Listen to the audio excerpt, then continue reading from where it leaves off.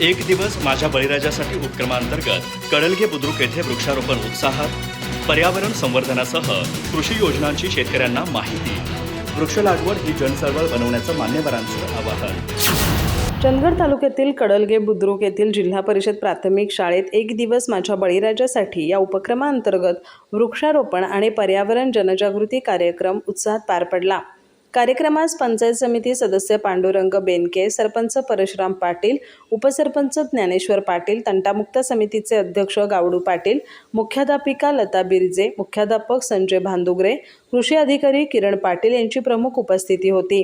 यावेळी बोलताना पांडुरंग बेनके यांनी प्रत्येकाने किमान एक वृक्ष लावून त्याचे संगोपन करण्याचं आवाहन केलं।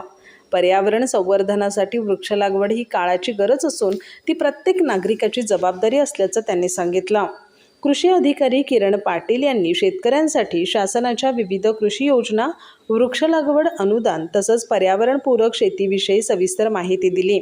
शेतकऱ्यांनी शाश्वत शेती पद्धतीचा अवलंब करून शासनाच्या योजनांचा लाभ घ्यावा असंही त्यांनी आवाहन केलं।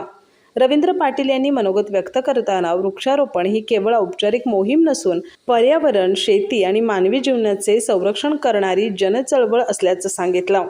वृक्ष लावण्याबरोबरच त्याचं संगोपन करणंही तितकंच महत्त्वाचं असल्याचं त्यांनी नमूद केलं। कार्यक्रमात उपस्थित मान्यवरांचा शाल, श्रीफळ आणि रोप देऊन सत्कार करण्यात आला।